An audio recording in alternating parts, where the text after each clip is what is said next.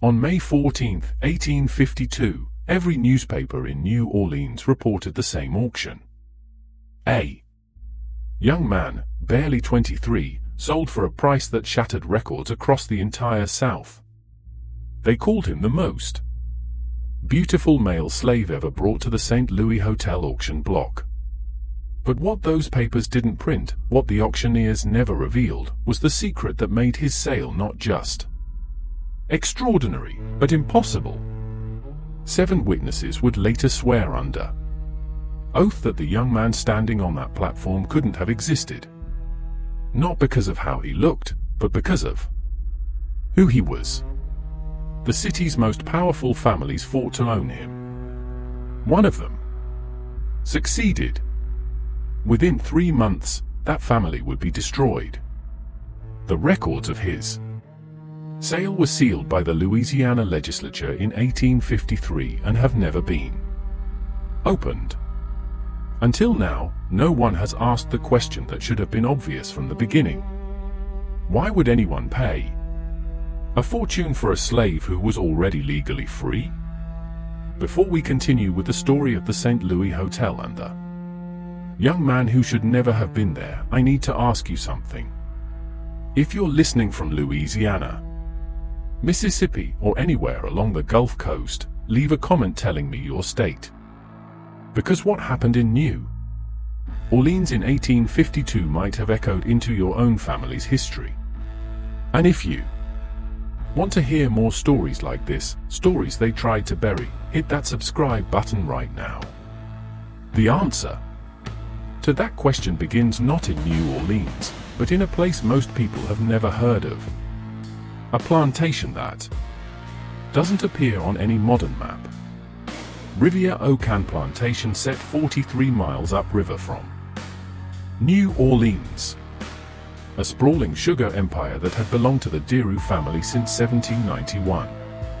By 1852, it was one of the most profitable operations in Louisiana, producing over 800 hogsheads of sugar annually and employing, if that word can be used, 217 enslaved people. The main house was a testament to Creole grandeur. 3 stories of whitewashed brick with galleries wrapped around each level, supported by columns that had been shipped from France in 1803. Live oaks lined the river approach, their branches so heavy with Spanish moss they created a tunnel of green shadow that visitors found either enchanting or oppressive depending on their temperament. The Dearu family were Creole aristocracy, French-speaking Catholics who traced their lineage back to Normandy and considered themselves separate from and superior to the American planters who had flooded Louisiana after the purchase. They spoke French at home, attended Mass in Latin, and married within a tight circle of families whose names appeared in the original French colonial records. To be Creole was to belong to a culture that predated American Louisiana. One that had its own rules, its own hierarchies, its own understanding of race and status that didn't quite align with the binary system Americans preferred. Monsieur Anatole Dearu, the plantation's owner in 1852, was 56 years old, a widower for 8 years, and by all accounts, a man of refined tastes and careful business practices. He kept meticulous records in leather-bound ledgers, each entry written in his precise cursive, each number verified twice. He attended Mass every Sunday at St. Augustine Church in New Orleans, sitting in the same pew his father had purchased in 1802. He belonged to the right clubs, invested in the right banks, and married his 3 daughters to the right families. His reputation was spotless, a man who honored his contracts, paid his debts, and treated his slaves, as he would say, with appropriate Christian consideration. His younger brother, Christophe, was another matter entirely. Christophe Dearu had always been the charming one, the handsome one, the one who could talk his way into any social gathering and out of any responsibility. While Anatole learned sugar cultivation, and plantation management, Christophe learned poetry, piano, and the art of spending money he didn't have. When their father died in 1821, he left the plantation entirely to Anatole, giving Christophe only an allowance with the stipulation that he never involve himself in the family business. Christophe, then 24, took the allowance and left for Paris within 6 months. For 6 years he sent cheerful letters full of descriptions of Parisian life. The theaters, the salons, the cafes where intellectuals debated philosophy until dawn. Anatole paid his debts and sent money when requested, considering it a small price for peace. Then in 1827, Christophe had done something unexpected. He'd married. The letter announcing the marriage arrived in October, accompanied by a small Gere type that must have cost a week's rent. The woman in the image was young, perhaps 20, with delicate features and dark eyes that seemed to look directly through the camera. She wore a simple but elegant dress, and her hair was arranged in the latest Parisian style. The caption on the back in Christophe's flowing hand read, "Celeste Mororo, my wife, your sister-in-law. You would love her. Montré." What Christophe didn't mention, what the daguerreotype made clear to anyone who looked carefully, was that Celeste had African ancestry. Not much. She could have passed for Mediterranean in certain lights, but enough that Anatole recognized it immediately. Her skin tone, the texture of her hair visible beneath the elaborate styling, the shape of her features, all told a story that would have been unremarkable in Paris, but was catastrophic in Louisiana. Anatole's response was brief and final. Christophe was no longer welcome at Riviera.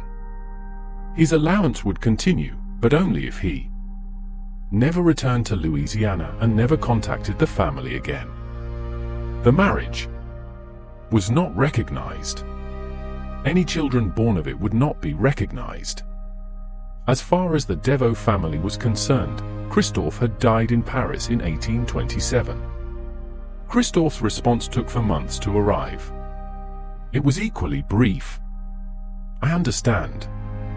I'm sorry for the disappointment. My son was born last month.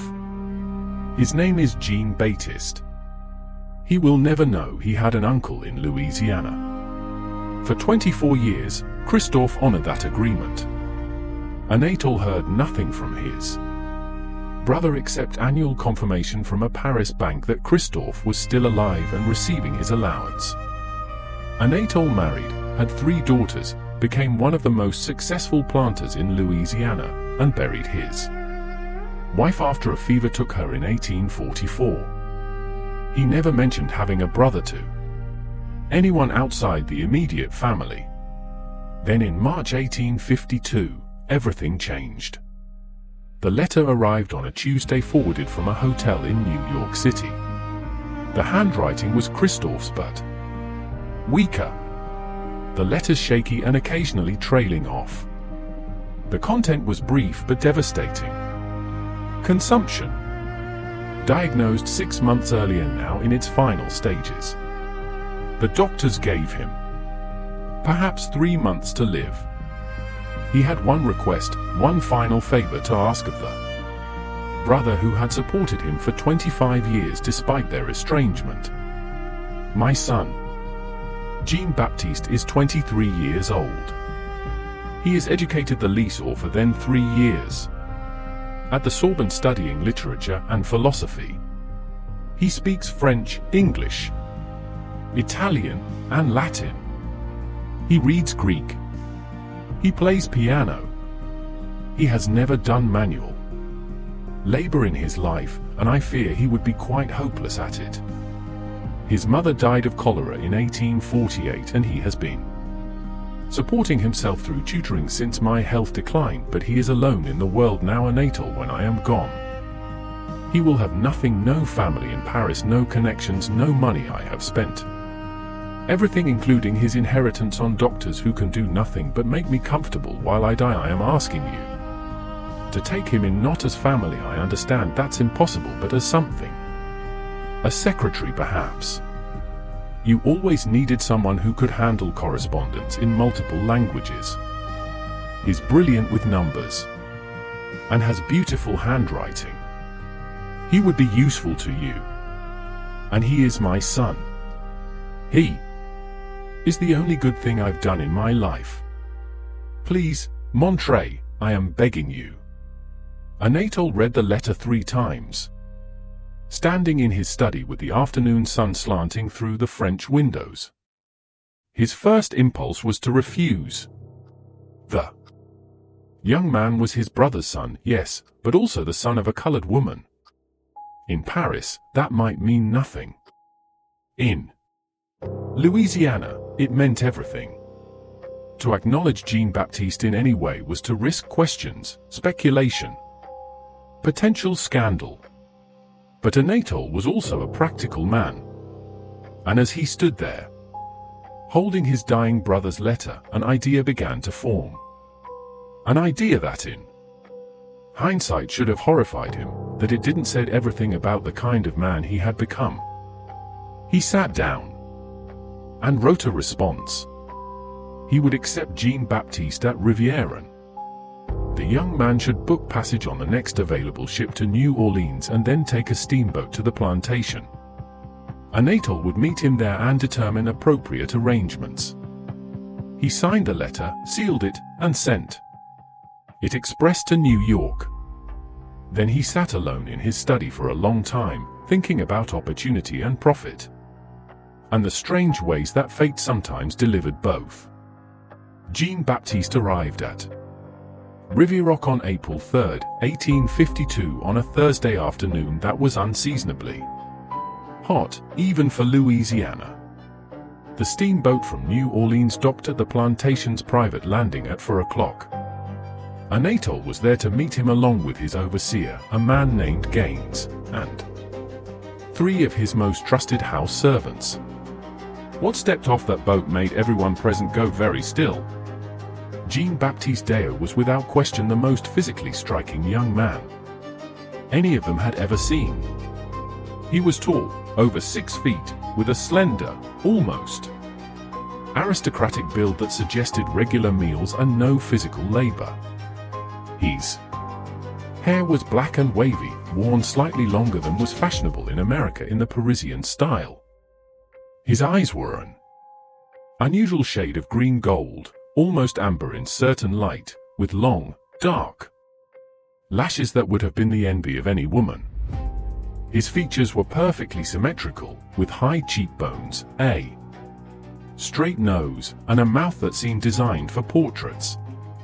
His skin was pale, not the ruddy paleness of Anglo-Saxon Americans, but the smooth, even paleness of fine porcelain, with just a hint of warmth that suggested Mediterranean ancestry rather than African. He could have passed for white in any city in America. In fact, he looked more European than Anatole himself, more refined, more polished. Like something that had been carefully crafted rather than merely born. He was also clearly his brother's son. The resemblance to Christophe at that age was striking. The same elegant bone structure, the same graceful movements, the same natural charisma that made people want to look at him. Anatole felt an unexpected pang of grief looking at him. Seeing his brother's face in this young stranger's features, Jean-Baptiste descended the gangplank, carrying a single leather trunk that looked expensive but worn. The kind of thing that might have been purchased 10 years earlier when money was less scarce. He wore a traveling suit of dark wool that had been well tailored but showed signs of careful repair, a patch on one elbow, buttons that didn't quite match, cuffs that had been turned once already. His boots were polished but resolved. Everything about him suggested gentile poverty, the kind that maintains appearances while quietly starving. When he reached the bottom of the gangplank, he sat down his trunk and looked directly at Anatoly. For a moment, neither man moved. They were studying each other. Anatole seeing his brother's ghost. Jean-Baptiste seeing the uncle, who had sent his father into exile 25 years earlier. Then Jean-Baptiste extended his hand. Monsieur du, he said in perfect French, his voice low and cultured. I am Jean-Baptiste. Thank you for receiving me. I know this must be difficult for you. It is difficult for me as well. His tone was polite but not servile, respectful but not fearful. He spoke as an equal or as someone who had been raised to believe he was equal to anyone regardless of circumstance. Anatole didn't take his hand. Instead, he studied the young man for a long moment. His expression unreadable. He looked at Jean-Baptiste's clothes, his posture, his face. He looked for signs of his mother's ancestry, the telltale features that would mark him as colored under Louisiana law. But there was nothing obvious. The young man looked white, more than white. He looked aristocratic, like something out of a French painting. That made him valuable. That also made him dangerous. Follow me, Anatole said finally in French. He turned and began walking toward the main house without waiting to see if Jean-Baptiste complied. Gaines, the overseer, stepped forward and picked up Jean-Baptiste's trunk without a word. The 3 house servants, 2 women and 1 man, all of them light-skinned Creoles who served in the main house, stood back and watched as Jean-Baptiste followed Anatole up the path. One of the women, Marie-Claire, would later tell others that the young man walked like someone going to his execution. Steady, calm, but with an awareness that something terrible was about to happen. They didn't go to the main house. Instead, Anatole led Jean-Baptiste to a small cabin behind it, one of several buildings that housed the household servants, who weren't trusted enough to sleep in the main house itself, but were too valuable to be housed with the field workers. The cabin was simple but adequate. 1 room with a bed, a table, a chair, a wash basin, and a small fireplace. The April heat made the fireplace unnecessary, but it would be welcome in winter. If Jean-Baptiste was still there. In winter, this will be your quarters, Anatole said, still in French. I will send someone with food and water. We will speak tomorrow morning about your duties. Do not leave this cabin tonight. Do not speak to anyone. Do you understand? Jean-Baptiste looked around the cabin, then back at his uncle. I understand, he said quietly. May I ask a question? No, Anatole said. Tomorrow. He left, taking Gaines with him, leaving Jean-Baptiste alone with his trunk and his thoughts. That night, Marie-Claire brought food to the cabin, rice, beans, a piece of chicken, bread. She knocked softly, and when Jean-Baptiste opened the door, she handed him the tray without meeting his eyes. Thank you, he said in French, and she looked up, surprised that he spoke her language. You're his nephew, she asked also in French, keeping her voice low. Jean-Baptiste nodded. My father's brother. Does he know about your mother? Jean-Baptiste smiled, but there was no humor in it. Yes, he knows. Marie-Claire looked at him for a long moment, her expression unreadable. Then she said very quietly, be careful. Mr. Dear is not a cruel man, but he is a practical one. And sometimes practical. Men do terrible things because they make sense on paper. She left before Jean-Baptiste could respond. He stood in the doorway, watching her walk back to the main house, and felt the first real stirrings of fear since arriving in Louisiana. Not fear of violence or cruelty, but fear of something more insidious, being turned into a problem that needed solving, a complication that needed tidying, a thing rather than a person. He ate the food because he was hungry, having eaten almost nothing on the journey from New York. Then he sat at the small table and took out the items from his trunk. A few changes of clothes, all carefully folded, several books, including a worn copy of Montaigne's essays and a French Bible. A packet of letters from his father tied with string. And most importantly, a leather portfolio containing his papers. His birth certificate from Paris listing his parents as Christophe Du and Celeste Moreau. His baptismal record from Aigles-Saint-Sulpice. His completion certificate from the Lyrie AF. Letters of recommendation from 2 of his professors of the Sorbonne. All of it in French. All of it official. All of it proving beyond any doubt that he was who he said he was. A free man, born free, educated, with no connection whatsoever to slavery. He laid the papers out on the table and looked at them for a long time. Then, acting on an instinct he couldn't quite name, he took out a sheet of paper and began writing a detailed inventory of everything in the portfolio, including the dates, issuing authorities, and exact wording of each document. He wrote in tiny, precise French, filling 2 pages with documentation of his documentation. Then, he folded the inventory and slid it into the spine of the Montaigne where it would be invisible unless someone specifically looked for it. He had no reason to think he would need such a record. But his father had once told him, in this world, Jean-Baptiste, the only thing between you and disaster is the right piece of paper. Guard your papers like your soul, because in many ways they are your soul.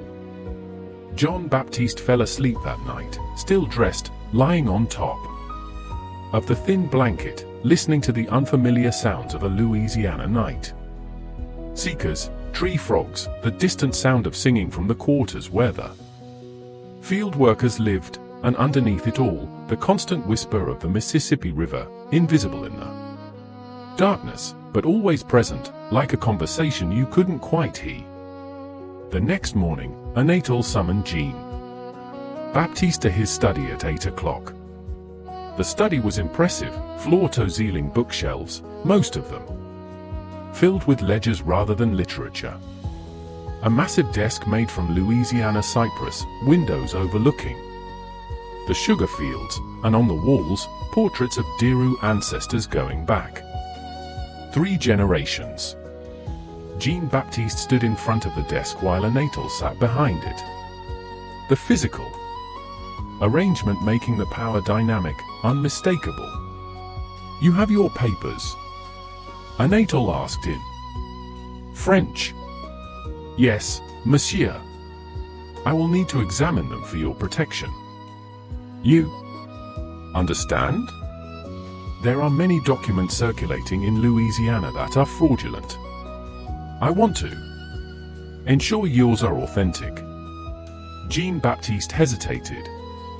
Every instinct told him this was wrong, that handing over his papers was handing over his freedom. But he also understood that he had no choice. He had nowhere else to go. No money, no connections in America. His father was dying or perhaps already dead in New York. He was alone in a state where his appearance might pass for white, but his ancestry absolutely did not. He retrieved the portfolio from his cabin and returned to the study.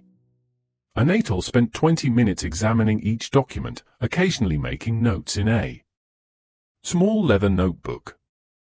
When he finished, he placed the papers in his desk drawer and locked it. "These appear authentic," he said. "I will keep them here for safekeeping. Now, let us discuss your situation." He spoke slowly, carefully, as if explaining something to a child or someone not quite capable of understanding complex matters. "You are my brother's son, and I promised him I would provide for you. However, you must understand the difficulties your presence creates. Your mother was colored. Under Louisiana law, that makes you colored as well, regardless of how you look or where you were born. If I were to acknowledge you as my nephew as family, it would create impossible social complications. My daughters are married to prominent families. My position in this community is built on reputation and careful relationships. I cannot jeopardize all of that." Jean-Baptiste said nothing, but his hands clasped behind his back tightened until his knuckles went white. However, Anatole continued, "I am also not without compassion. I am willing to provide you with shelter, food, and appropriate work. Here at Rivière-au-Can, you will serve as my personal secretary. You will handle my business correspondence, particularly anything requiring translation or interaction with French merchants. You will maintain certain records. You will live in the cabin where you spent last night. In exchange, you will not speak of your father, your time in Paris, or your documentation. As far as anyone is concerned, you are simply Jean-Baptiste, a light-skinned slave I purchased from a private sale. Do you understand?" The word slave hung in the air like smoke. Jean-Baptiste felt something shift inside him. Not quite breaking, but bending, warping under pressure. "I understand that you are asking me to pretend to be enslaved," he said carefully. "Despite the fact that I have legal documentation proving I am free. I am asking you to be practical," Anatole replied. "You are in Louisiana now, not Paris. French papers mean very little here. Without my protection, you would be vulnerable to questioning, potential detention, even enslavement by someone less scrupulous than myself. Many free people of color have found themselves enslaved because they could not adequately prove their status to American authorities. I am offering you safety by making me a slave, by allowing you to live as if you were enslaved, while knowing you are not. It is a performance, Jean-Baptiste, uncomfortable, I grant you, but temporary. In time I may be able to make other arrangements. Perhaps settlement in the north, or even passage back to France once my daughters are settled and the social complications are less pressing. But for now this is what I can offer." Jean-Baptiste looked at his uncle for a long moment. He understood perhaps better than Anatole. Realized exactly what was happening. This wasn't protection. This was erasure. This was turning an inconvenient nephew into a convenient asset.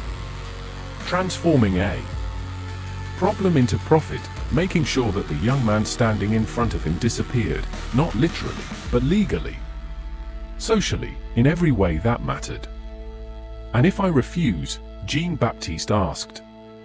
Quietly. "Then I cannot help you," Anatole said, his voice equally quiet, but utterly final. "I will return your papers and provide you with enough money to reach New Orleans. After that, you will be on your own in a state where your appearance will invite questions you cannot adequately answer. You speak very little English. You have no money, no connections, no family. Where will you go? What will you do?" He was right, and they both knew it. Jean-Baptiste could refuse, could walk away, could try to make his way in Louisiana or flee to the north. But his chances of success were minimal, and his chances of survival even worse. He had seen, even in his brief time in Louisiana, how quickly Suspicion attached itself to anyone who looked ambiguous, who didn't fit neatly into the categories this place insisted on. Free papers from France might protect him in theory, but in practice, they might just as easily get him arrested, questioned, investigated, and in that process there was no telling what might happen. "I understand," Jean-Baptiste said finally, the words tasting like ashes. "When do I begin?" "Today," Anatole said.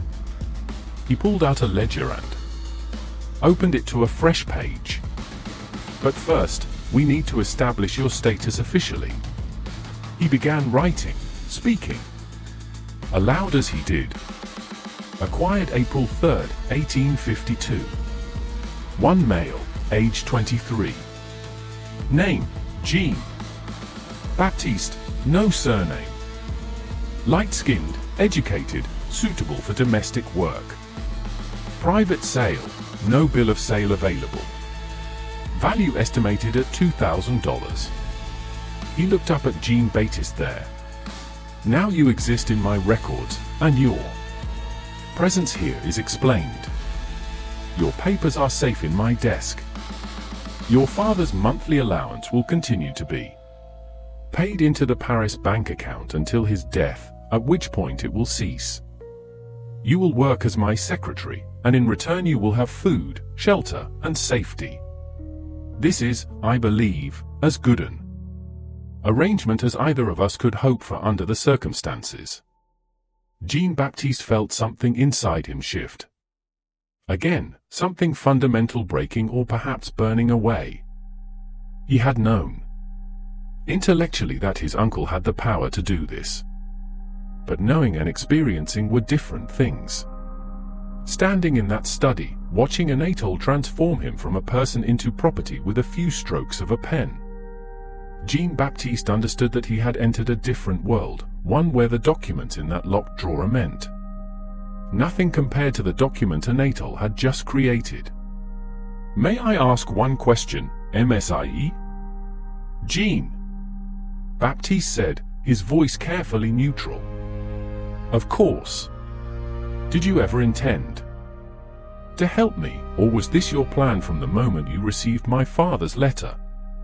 Anatole looked at him for a long moment, and something that might have been regret flickered across his face. Or perhaps it was just the morning light changing. "I intended to do what was practical for both of us," he said finally. "Now, let me show you where you will work." For 5 weeks, the arrangement functioned exactly as Anatole had planned. Jean-Baptiste served as his secretary, working in a small office adjacent to Anatole's study. He translated business correspondence, letters from French wine merchants, French silk importers, French banks. He maintained certain sensitive records that Anatole preferred to keep in French, knowing that most Americans, including his own overseer, couldn't read them. He even advised on investments, his Sorbonne education proving useful in analyzing complex financial arrangements. He was brilliant at the work, which shouldn't have surprised anyone who looked at his education but somehow did. Anatole found himself consulting Jean-Baptiste on matters that went beyond simple translation, asking his opinion on contract terms, on the reliability of certain business partners, on the likely impact of political developments in Europe on American markets. Jean-Baptiste answered carefully, precisely, offering analysis without presumption, making it clear that he understood his position, even as he demonstrated abilities far beyond what that position should have included. The other enslaved people at Riviera didn't know what to make of him. He looked white, but lived in the cabins. He spoke French, but worked as a secretary.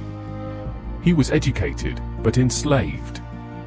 He existed in a category that didn't quite make sense, and that made everyone uncomfortable.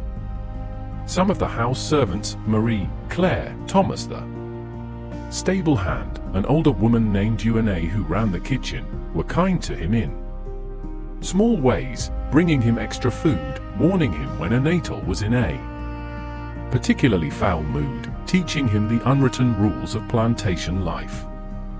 Others avoided him, suspicious of anyone who occupied such an ambiguous space.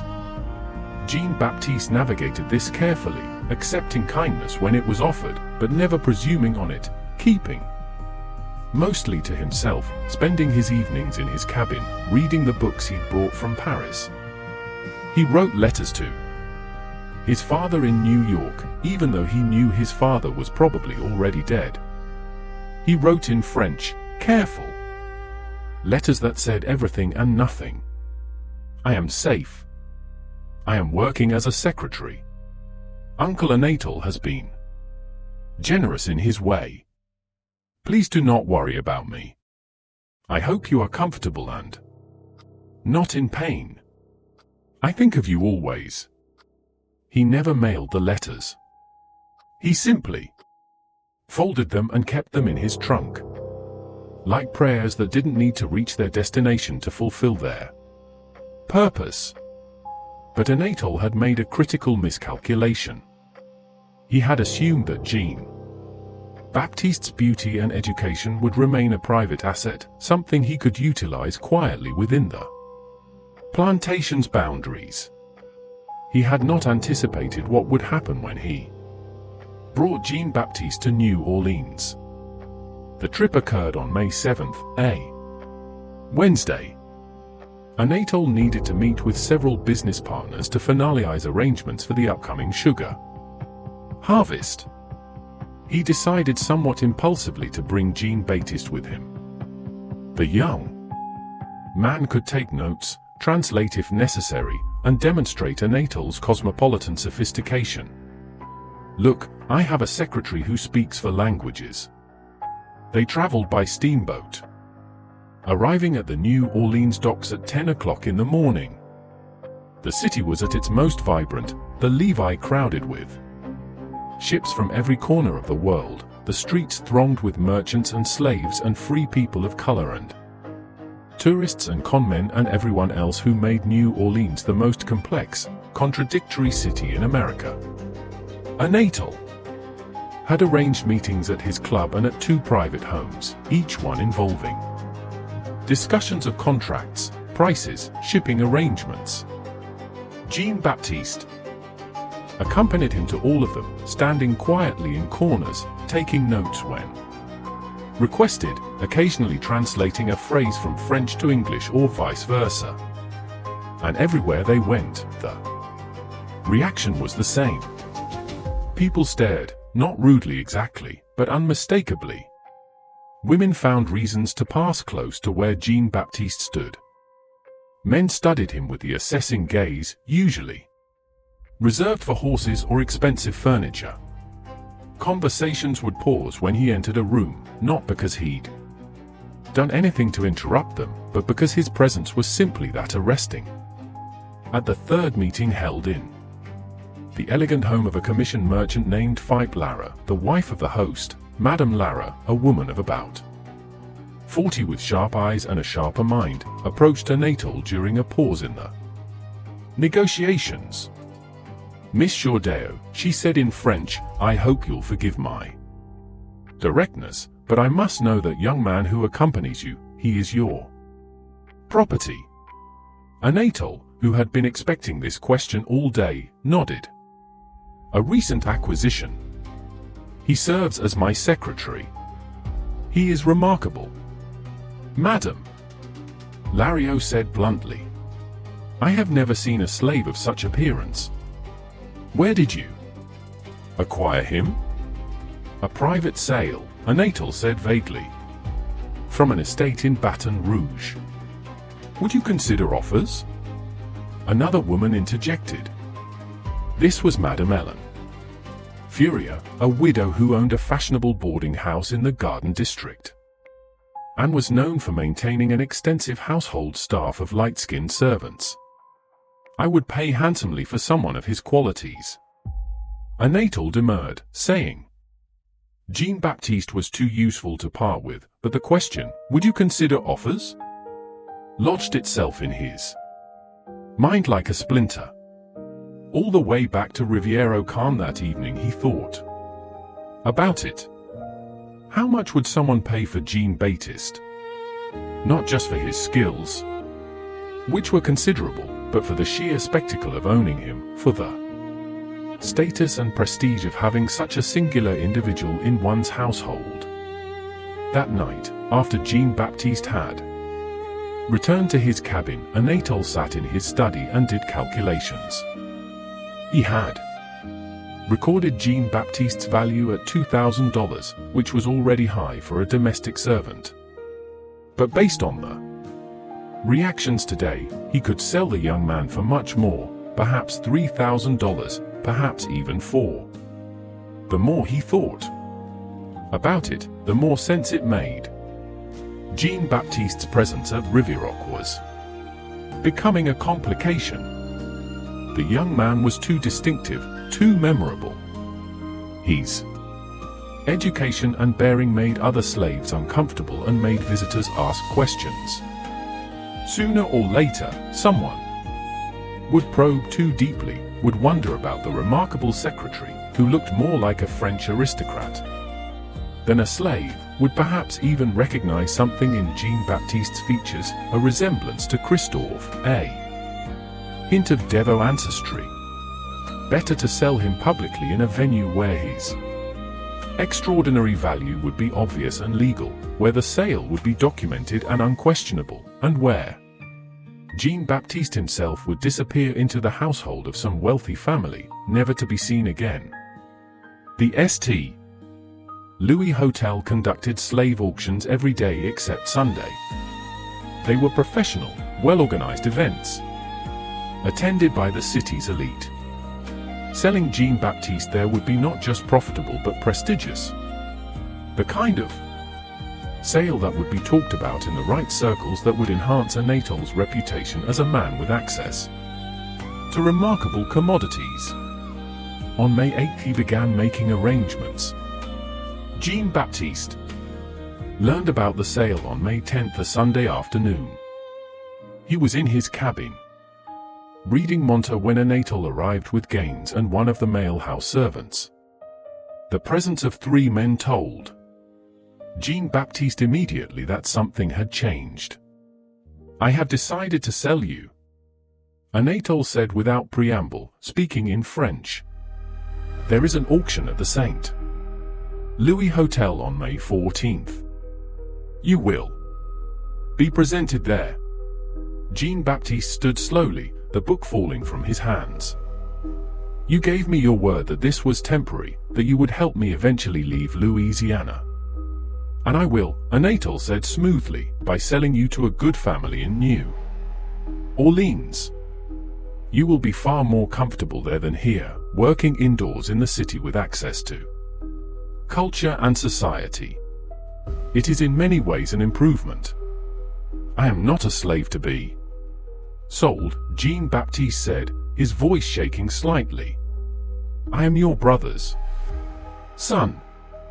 I have papers proving I am free. You have papers that I am safeguarding," Anatole corrected.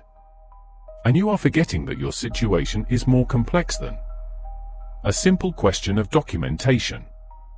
Your mother's status affects your own.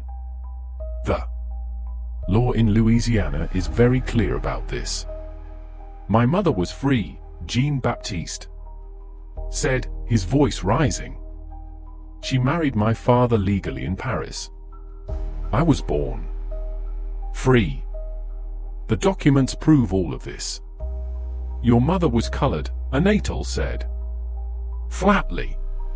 "Whatever her legal status in France, in Louisiana, that would make you colored as well. And without documentation proving her free status, which you do not have, your own freedom is questionable. I am actually protecting you by maintaining the fiction that you are my property.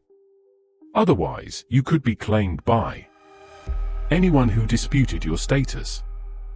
At least this way, you will belong to someone respectable." It was twisted logic, but it had the weight of Louisiana law behind it. Jean-Baptiste understood that his uncle was right about one thing: his French papers, without corresponding American documents, were vulnerable to challenge, and in any legal dispute, a natal's word as a respected white planter would outweigh Jean-Baptiste's claims as a questionable person of color. "Please?" Jean-Baptiste said, the word coming out barely above a whisper. "Please don't do this. My father trusted you. He asked you to protect me. And I am a natal," said. "Now you will cooperate with these arrangements, or I will have you restrained and transported by force. The choice is yours." Jean-Baptiste looked at the three men standing in his cabin and he understood that resistance was pointless. He was one person against a natal's entire operation. If he fought, he would lose. If he fled, he would be caught. The plantation was miles from anywhere, surrounded by water and swamp, patrolled by men with dogs and guns. There was nowhere to run. "I will cooperate," he said finally. "Good," a natal said. "We leave for New Orleans on May 13th. I suggest you rest and prepare yourself. This sail will determine your future. I recommend you present yourself well." They left, locking the cabin door from the outside. Jean-Baptiste heard the key turn, heard their footsteps fade away, and then he was alone in the locked room with the realization that in 4 days he would be standing on an auction block, being sold like furniture or livestock. He sat on the edge of the bed, trembling, not with fear exactly, but with a rage so intense it frightened him. He wanted to destroy something, to scream, to fight. But there was nothing to destroy except his few possessions, nowhere for screaming to reach, and no one to fight except the walls of his prison. Instead, he did the only thing he could think of. He took out a piece of paper and began to write. He wrote for 3 hours, documenting everything that had happened since his arrival in Louisiana. His reception at the plantation, the conversation in a natal study, the confiscation of his papers, the entry in the plantation ledger classifying him as property, the trip to New Orleans, the decision to sell him. He wrote in precise legal French, the kind of language that would be unmistakable in its meaning. He wrote knowing that the letter might never reach anyone, but also knowing that he had to create some record that he had existed as a person and not just as property. When he finished, he addressed it to the French consulate in New Orleans. He didn't know if they would help, if they could help, if they even cared about a half-French citizen being sold into slavery in Louisiana, but they were the only authority he could think of that might have jurisdiction, that might see him as something other than a commodity. He folded the letter carefully and hid it in the spine of his montagnea, the same place he'd hidden the inventory of his papers. Then he lay down on the bed and stared at the ceiling, thinking about his father, who was probably already dead, who had trusted his brother to protect his son, who had died, believing that trust had been honored. The next morning, the cabin was unlocked. Gaines brought him food and told him he could move freely around the plantation grounds, but not leave them. Jean-Baptiste spent the day in a kind of fugue state, walking the perimeter of the property, memorizing every detail. The sugar fields stretching to the horizon. The quarters where 200 people lived in bondage. The main house where an natal sat in his study calculating profits. The river flowing past, endlessly indifferent to everything happening on its banks. On May 12th, Thomas found him standing by the stables and approached cautiously. "I heard what's happening," Thomas said in French, keeping his voice low. "I'm sorry." Jean-Baptiste looked at him. This man who had shown him kindness for no reason except basic human decency. "Will you do something for me?" he asked quietly. "If I can." Jean-Baptiste retrieved the letter from his cabin and pressed it into Thomas's hands. "After the auction, not before, after.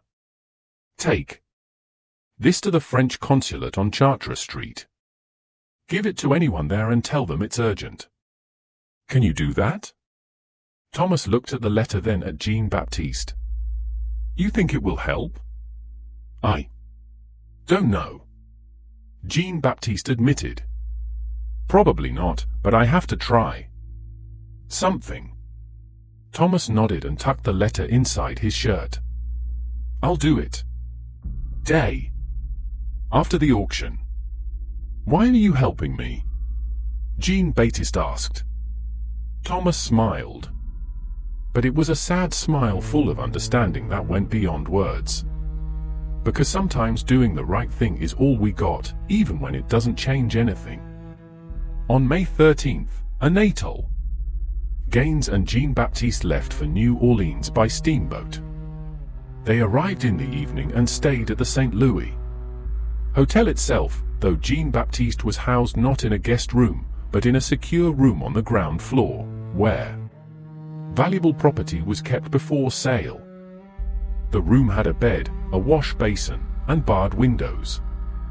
It was clean and relatively comfortable, but it was unmistakably a cell. That night, Jean-Baptiste didn't sleep. He sat on the edge of the bed, thinking about everything that had led to this moment, tracing the chain of decisions and circumstances that had transformed him from a free man in Paris to property in New Orleans. He thought about his mother, dead of cholera 4 years earlier, who had never told him much about her own background, except that she had been alone in Paris when she met Christophe, that she had fallen in love with his charm and his recklessness, that she had never regretted marrying him, even though it had cost her whatever family she'd had. He thought about his father dying or dead in New York, who had spent 25 years in exile rather than give up his wife and son. He thought about Anatole, who had taken that same son and turned him into merchandise. And he made a decision that would either save him or destroy him. But that felt, in that moment, like the only choice he had. If he was going to be sold, he would not be sold silently. The morning of May 14, 1852 dawned clear and oppressively hot.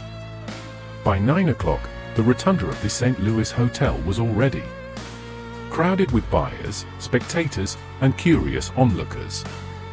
The hotel's auction block, located in the center of the magnificent rotunda beneath a soaring dome, was a raised marble platform that had seen thousands of sales over the years: furniture, jewelry, real estate, and human beings.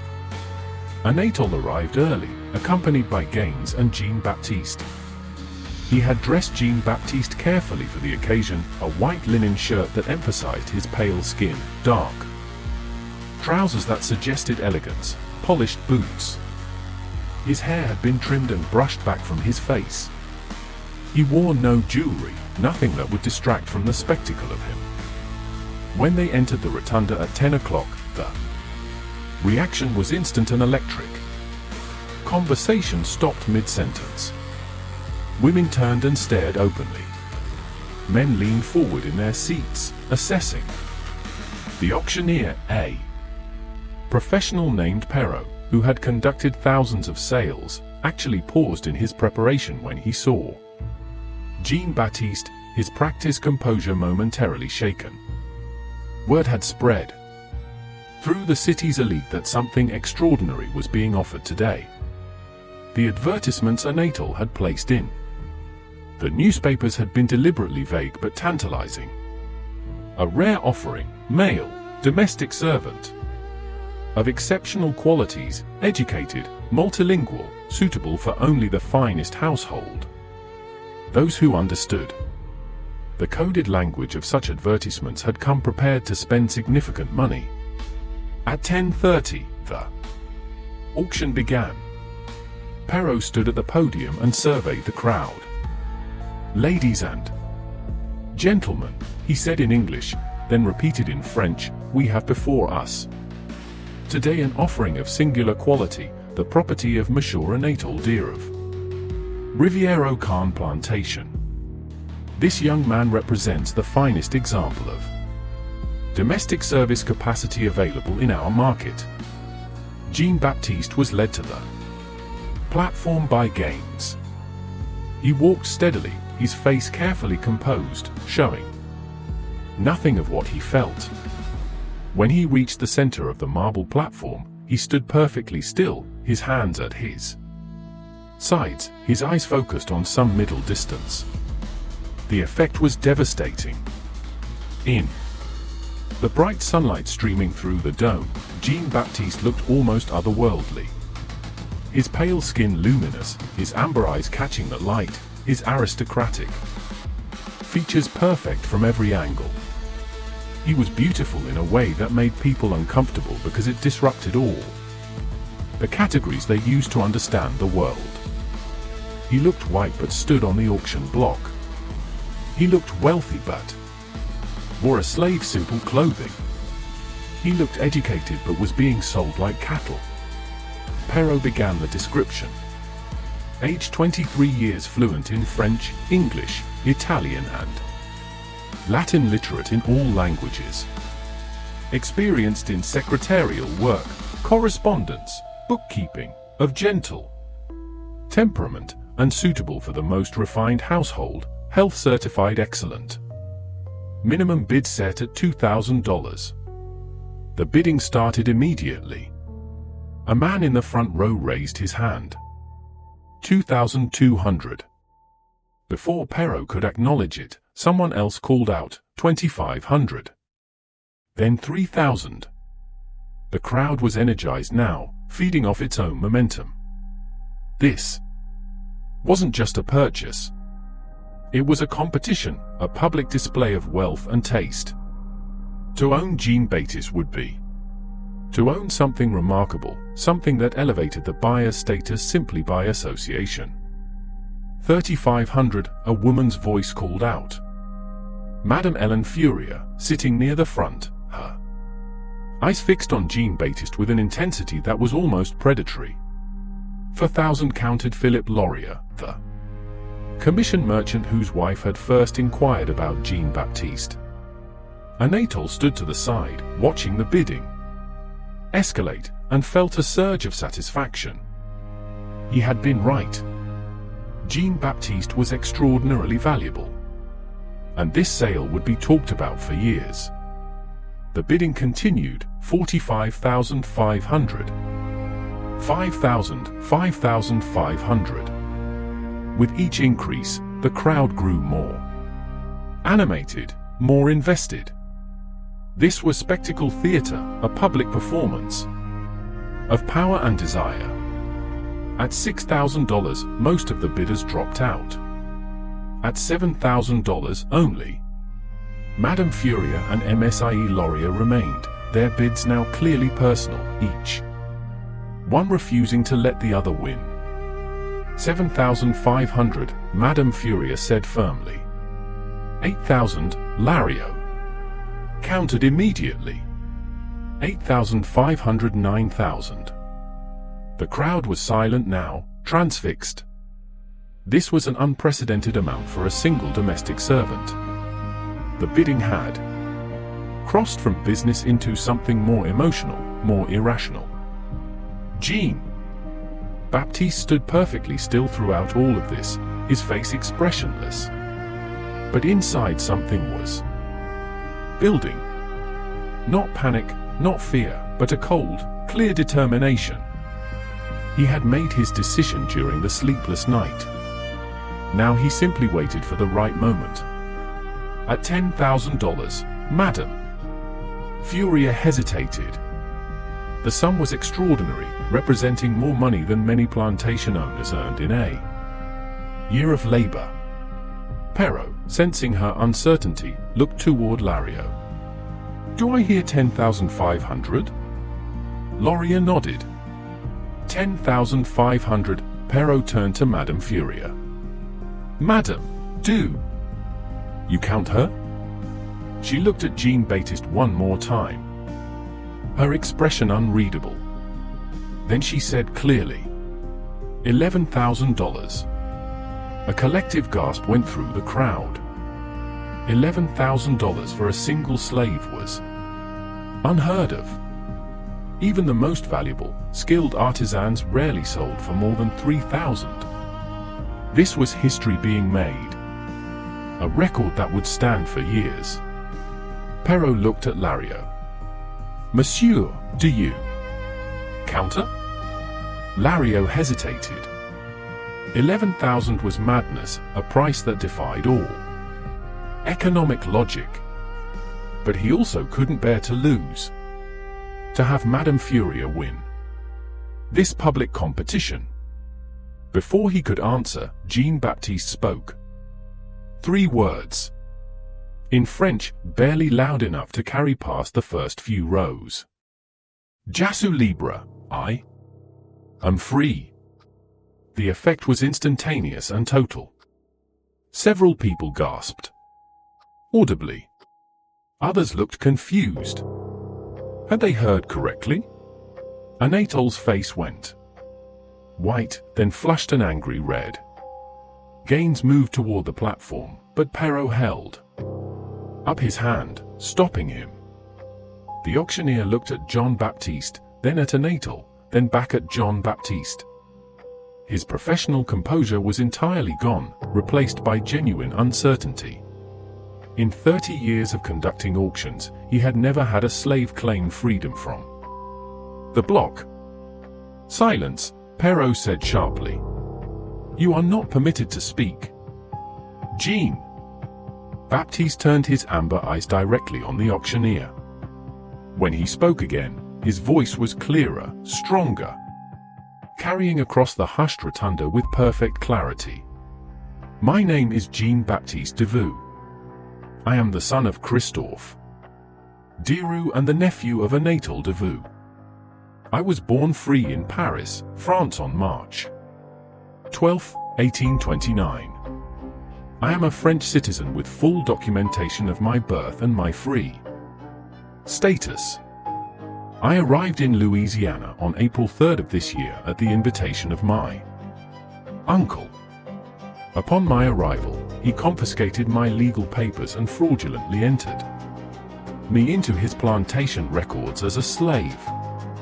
Under both French and Louisiana law, I cannot be legally enslaved. I am free. This sale is a fraud, and everyone participating in it, including the auctioneer and the bidders, is complicit in an illegal act." The silence that followed was absolute and suffocating. For perhaps 5 seconds, no one moved. No one breathed. The rotunda might have been empty except for Jean-Baptiste's words echoing under the dome. Then chaos erupted. Anatole lunged toward the platform, shouting in rapid French that Jean-Baptiste was delusional, that he was the son of a slave and had been educated as an indulgence. Perrault stepped back from the podium, clearly unsure of his legal ground. Several men in the crowd began arguing loudly, some insisting the sale should be stopped immediately until Jean-Baptiste's claims could be investigated, others maintaining that a slave's testimony was worthless and the auction should continue. Madame Furia had gone very pale and was speaking urgently to a man beside her. Apparently her lawyer. Lario was demanding to see documentation, any documentation that would clarify the situation. In the middle of this chaos, something remarkable happened. A tall, thin man in clerk's clothing pushed through the crowd to the platform. He identified himself as Francois Messier, assistant to the French consulate, and handed a folded document to Perrault. His voice accented with metropolitan French. Cut through the noise. The French consulate has received documentation regarding Monsieur Jean-Baptiste Dearu. We confirm his birth registration in Paris. In 1829, his baptism at Aigues-Sans-Peace and his status as a French citizen. We have on file his birth certificate listing his parents as Christophe Dearu, French citizen, and Celeste Moreau, free woman of color, resident of Paris. Under French law, he is free. We request that this sale be suspended immediately pending full legal review. The effect was explosive. Perrault looked at the document, then at Anatole, then at Jean-Baptiste, clearly calculating his own liability. If Jean-Baptiste was truly free and this sale proceeded, everyone involved could face legal consequences. But if Jean-Baptiste was not free and the sale was stopped, Anatole and the bidders would have grounds for complaint. Anatole, recovering from his initial shock, produced papers from his jacket. Jean-Baptiste's confiscated documents. "These are forgeries," he shouted, his voice tight with anger. "I have proof that this boy is the son of one of my slaves, a woman named Celeste, who died at my plantation in 1848. He has been fed lies about his parentage and has come to believe them. I intended to sell him to a good family in New Orleans, where he might be disabused of these delusions. This interruption is a deliberate attempt to defraud the auction." He had prepared for this possibility, Jean-Baptiste realized with sickening clarity. Anatole had known. There was a chance Jean-Baptiste might speak up, might claim freedom, and had prepared a counter-narrative. The slave, Celeste at Riviroc, conveniently dead for years earlier, gave him plausible deniability. Who could prove that Jean-Baptiste's mother Celeste and Anatole's slave Celeste weren't the same person who could definitively establish the truth? But Messier from the consulate wasn't finished. He produced another document. "We also have a letter," he said, his voice carrying clearly, "written by Ms. Jean-Baptiste and delivered to our office this morning. It details the circumstances of his arrival in Louisiana, the confiscation of his papers and his fraudulent enslavement. The letter demonstrates knowledge of French law, French literature, and French society consistent with his claimed education. We have forwarded copies to the Louisiana Attorney General and to the federal authorities. This matter is now under official investigation." Anatole went very still. A letter. How had Jean-Baptiste managed to send a letter when the implications were clear? If official authorities were involved, the auction couldn't proceed regardless of Jean-Baptiste's legal status. Even if Anatole was right and Jean-Baptiste could be legally enslaved, doing so now while under federal investigation would invite scrutiny that could destroy Anatole's reputation and business. Perrault made the only decision he could. He struck his gavel twice. The sharp sound cutting through the confused babble of voices. "This auction is suspended pending legal review. The property," he paused, seeming to realize that word might no longer apply. "The individual in question will be removed from the block and held in secure custody until the matter is resolved. All bids are hereby voided. This sale will not proceed today." Gaines moved toward Jean-Baptiste, but Merier intercepted him. "He will be held by the city authorities, not by Monsieur Dearu. There is too much conflict of interest for him to remain in his uncle's custody." During the investigation, 2 city constables who had apparently accompanied Merier stepped forward. They didn't shackle Jean-Baptiste, which was telling. They weren't certain he was enslaved, which meant they had to treat him as potentially free. They simply escorted him off the platform and toward a side door away from the crowd. As Jean-Baptiste passed Anatole, their eyes met. His uncle's expression was a complicated mixture of rage, betrayal, and something that might have been grudging respect. Jean-Baptiste said nothing. There was nothing to say. Everything that needed to be said had already been spoken in front of hundreds of witnesses under the dome of the St. Louis Hotel. Jean-Baptiste was taken to a secure room in the Cabildo, the building that housed city government offices and jail cells. The room was neither a cell nor a guest room, something in between reflecting his ambiguous status. He had a bed, a chair, a small table, a barred window.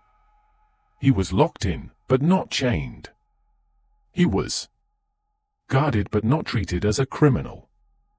For 3 days, he waited while lawyers and officials examined documents, took testimony, and tried to unravel the legal knot he and Anatole had created. During that time, several things happened. Christophe Dearu was confirmed dead, having passed away in New York on May 2nd, 12 days before the auction. He had lived just long enough to receive Anatole's letter promising to care for Jean-Baptiste.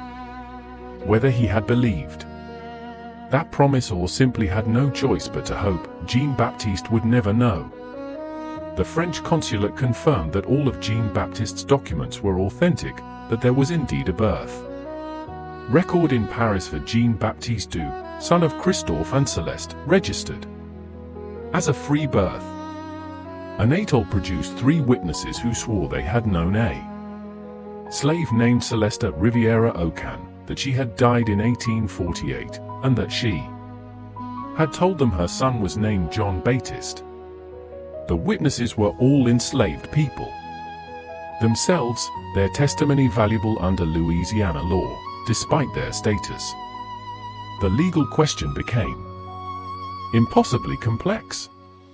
If Celeste Maroro in Paris and Celeste the slave at Riviera Ocan were the same person, when had she been enslaved before Jean-Baptiste's birth or after?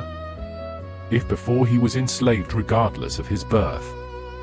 Location under the principle of partista ventrum status follows the mother. If after or if they were different people, he was free. No one could definitively prove which version was true. On May 17th, a judge named Tibwa, a man known for careful deliberation and a certain sympathy toward free people of color, issued his ruling. It was a masterpiece of legal ambiguity that essentially resolved nothing while preventing immediate harm. The ruling stated, Jean-Baptiste's legal status could not be definitively determined from the available evidence. The document suggested he was born free in France. The testimony suggested he might be the son of an enslaved woman. Without the testimony of Celeste herself or additional documentary evidence proving her status at the time of Jean-Baptiste's birth, no conclusive determination could be made. Therefore, the attempted sale was declared void. Anatole could not sell Jean-Baptiste as a slave unless he could prove beyond reasonable doubt that Jean-Baptiste had been born enslaved. The burden of proof was on Anatole. Until such proof was provided, Jean-Baptiste's status would remain undetermined and he could not be held in slavery. Furthermore, Jean-Baptiste could not immediately claim the full rights of a free person without additional proof of his mother's free status. He existed in a legal gray area, not definitively enslaved, not definitively free. The practical effect, Jean-Baptiste was released from custody, but barred from leaving Louisiana without permission. Anatole was prohibited from claiming Jean-Baptiste as property. The matter was technically open pending additional evidence, but since the key witnesses were all either dead or enslaved, additional evidence was unlikely to emerge. It was a non-ruling that protected everyone. Anatole's reputation was preserved. He could claim he had acted in good faith based on the information available to him. The auction house was protected from liability since the sale had been stopped. The bidders got their money back and Jean-Baptiste got his freedom technically, though not in a form anyone could quite define. When Jean-Baptiste walked out of the cabaret on the afternoon of May 17th, he carried only what he'd brought to New Orleans: the clothes on his back and his small leather trunk, which Anatole had returned to him without comment.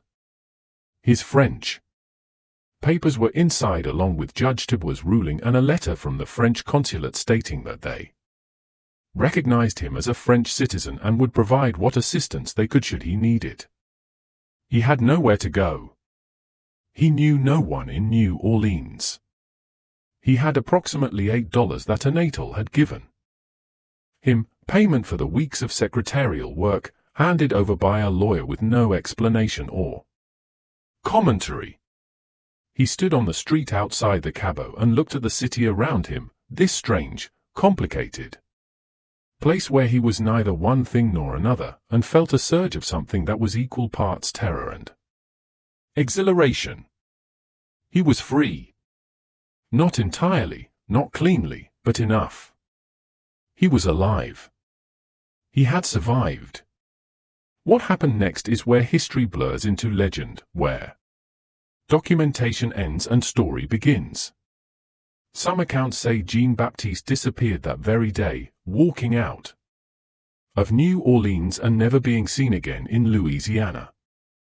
Others say he remained in the city for several weeks, working as a French tutor under an assumed name, quietly building enough money to leave. A newspaper in Cincinnati published a small notice in August 1853 seeking a French tutor named J.B. Dearu, which may or may not have been him. A letter arrived at the French consulate in 1854 from someone signing only as J.B., thanking them for their intervention and stating he was well and free and beginning again. Thomas the stable hand, who had delivered Jean-Baptiste's letter to the consulate, told other enslaved workers at Rivière-au-Can that he saw Jean-Baptiste 3 days after the auction walking north on the river road at dawn, dressed in rough workclothes and carrying a small bundle. Thomas said he called out to him and Jean-Baptiste turned, smiled, put a finger to his lips and kept walking. Whether this actually happened or was a story Thomas created because people needed to believe Jean-Baptiste had escaped, no one can say. What is documented is this: Anatole Dearu never fully recovered from the scandal. His business continued. His plantation remained profitable, but his standing in New Orleans society was permanently damaged. Several families quietly severed connections with him. The story of the auction spread, whispered in drawing rooms and mentioned in private correspondence. Anatole Dearu, they said, had tried to sell his own nephew, had stolen a free man's papers and enslaved him, had stood by while the young man was humiliated on the auction block. Whether Jean-Baptiste had been legally free or not almost didn't matter. What mattered was that Anatole had violated some fundamental code about family, about honor, about the proper way to conduct oneself. In 1859, Anatole received a package with no return address. Inside was a book, a French edition of the Count of Monte Cristo. On the title page, someone had written in elegant script, Frau Mal, we are brothers. We who suffer from the same wound. It was a quote from the novel, and it was also a message. Anatole recognized the handwriting as Jean-Baptiste's. He burned the book that same day, but not before his daughter Marguerite saw it and wrote about it in her diary. That diary survived. The reference was pointed. The Count of Monte Cristo was about a man wrongly imprisoned who escapes and methodically destroys everyone who wronged him. It was also about transformation, about becoming someone new. Shedding an old identity like a snake shedding skin. Whether Jean-Baptiste was threatening revenge or simply noting a parallel, Anatole took it as a threat. He hired private investigators to locate Jean-Baptiste. They found nothing. He increased security at the plantation. He began sleeping with a loaded pistol in his bedside table, and he began to decline physically, mentally, spiritually much faster than his age alone could explain. He died in 1862. During the Union occupation of New Orleans of what his doctor called nervous exhaustion and melancholia. He was 66. In his final weeks, the servants who attended him reported that he spoke frequently in French to people who weren't there, often seeming to argue with someone he called the boy. He said repeatedly, "I gave you shelter. I did what was necessary. Why can't you see that?" No one knew who he was talking to. Christophe's death was simpler and in its way more peaceful. He died in New York 3 days before Jean-Baptiste's dramatic declaration of freedom, never knowing whether his son was safe. But one of the nuns who nursed him in his final days reported that he seemed oddly content near the end. He said shortly before dying, "My son is free. That's all that matters." Whether he meant Jean-Baptiste specifically or was simply delirious, no one could say, but it's nice to think that somehow he knew that across the miles and through whatever strange connection exists between parents and children, he felt Jean-Baptiste's escape.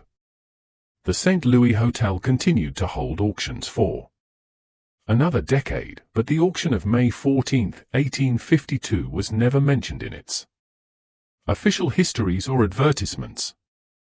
The documentation, all of it, the bills of sale, the bidder agreements, the records of the suspension disappeared from the hotel's files. It was as if the entire event had been collectively erased. Except it wasn't. The story persisted, told and retold in French Creole households, mentioned in private letters, occasionally surfacing in legal discussions about status determination and the rights of free people of color. It became a legend of sorts. The beautiful slave who declared himself free and then vanished. But here's what makes the story genuinely fascinating. Jean-Baptiste was almost certainly telling the truth. The French consulate's confirmation was real. The Paris records were real. Christophe's marriage was documented. And Anatole's claim about a slave named Celeste at Riviero Quay doesn't appear in any plantation records before Jean-Baptiste's arrival.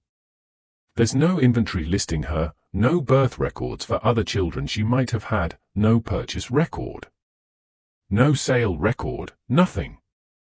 She appears in Anatole's testimony and the testimony of his witnesses, but nowhere in the paper trail that usually accompanied enslaved people in Louisiana, which suggests something darker than even the story implies. That Anatole didn't just enslave a free man through legal manipulation, but that he also fabricated evidence, coached witnesses, and constructed an entire false history to justify his actions. If that's true, then what happened at the St. Louis Hotel wasn't just an auction gone wrong. It was the exposure of a carefully planned fraud. And if that's true, Jean-Baptiste's disappearance makes even more sense. He wasn't running from being enslaved. He was running from someone who had proven willing to destroy his entire identity to maintain a lie. The last documented reference to Jean-Baptiste Dearu comes from 1897, 45 years after the auction. A researcher named Alberta Lacroix was interviewing elderly Creoles for a book on New Orleans French heritage. 1. Woman, Madame in Riot Blanchard, then 93, told him about an auction she'd witnessed as a young woman, the most beautiful young man she'd ever seen, standing on the marble block, declaring himself free while the crowd watched in shock. Lacroix asked if she thought the young man had really been free. "Oh, absolutely," she said. "You could see it in how he stood. Free people stand differently. They hold their heads differently. That boy was free. He just had to prove it." Lacroix asked if she thought he survived, if he escaped to the north, or perhaps back to France. Madame Blanchard smiled. "I think he went somewhere cold. Somewhere his face didn't mean anything except that he was beautiful. Canada, maybe, or France, or even somewhere in the north where no one knew Louisiana law or cared about it.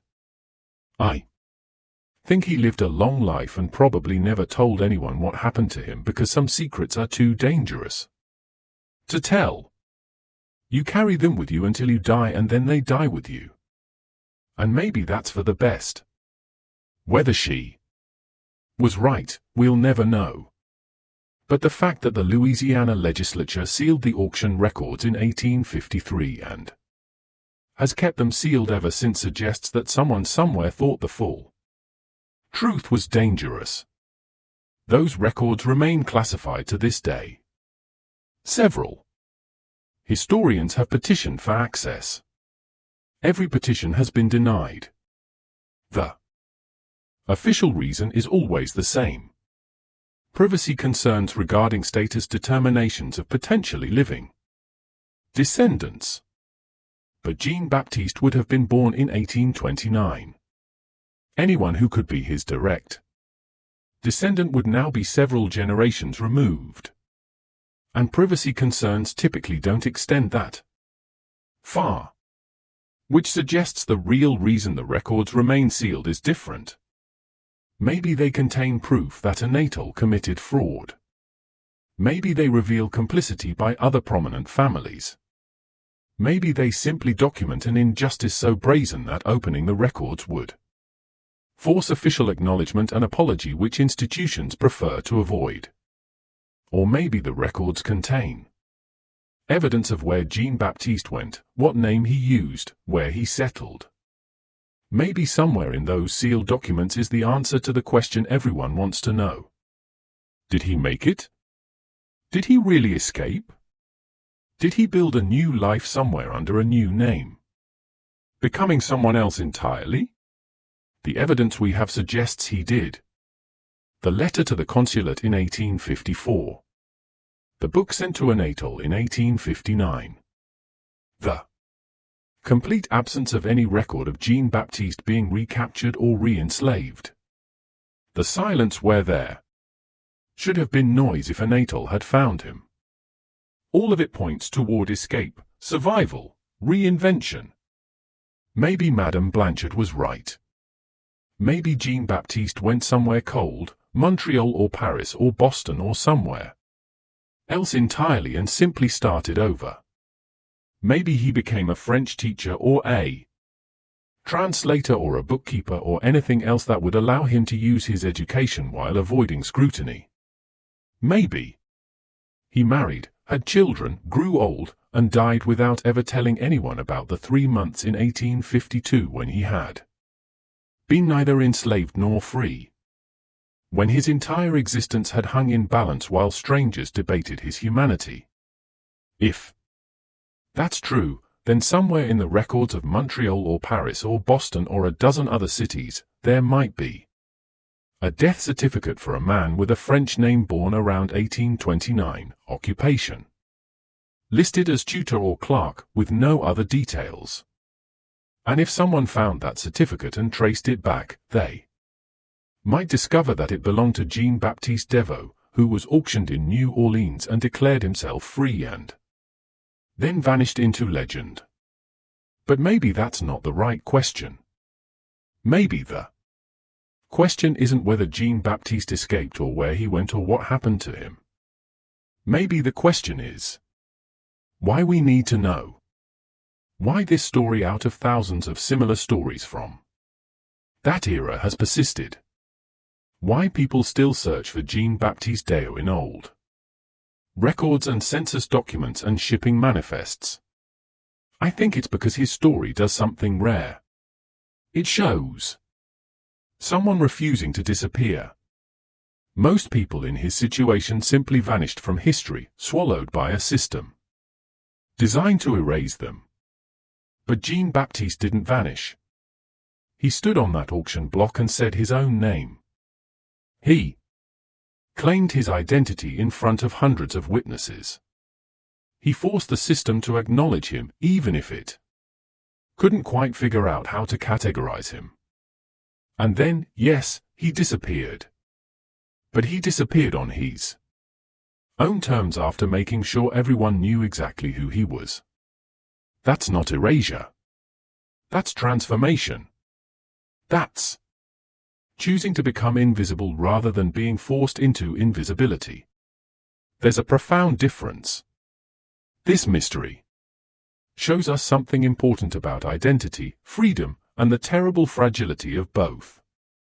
In a world where your status as a human being could be determined by the color of your skin, the circumstances of your birth, and the cruelty or kindness of your relatives, Jean-Baptiste Dearu should never have been on that auction block. Whether he was born free in Paris or born enslaved in Louisiana, the fact that his fate could be debated at all, that his humanity was considered a legal question requiring adjudication, tells us everything we need to know about the system that put him there.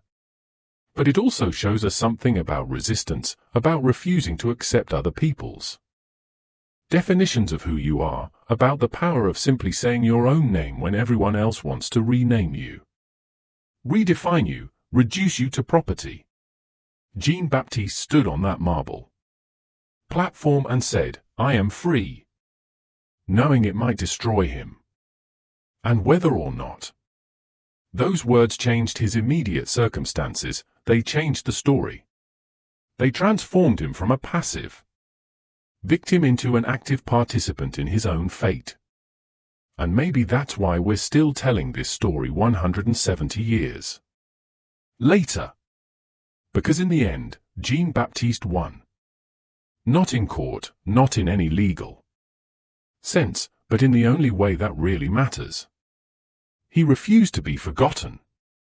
He made sure that anyone who tried to erase him would have to work very hard to do it. And he left enough traces, the letter, the book, the newspaper notices, the whispered stories, that we can still find him if we look.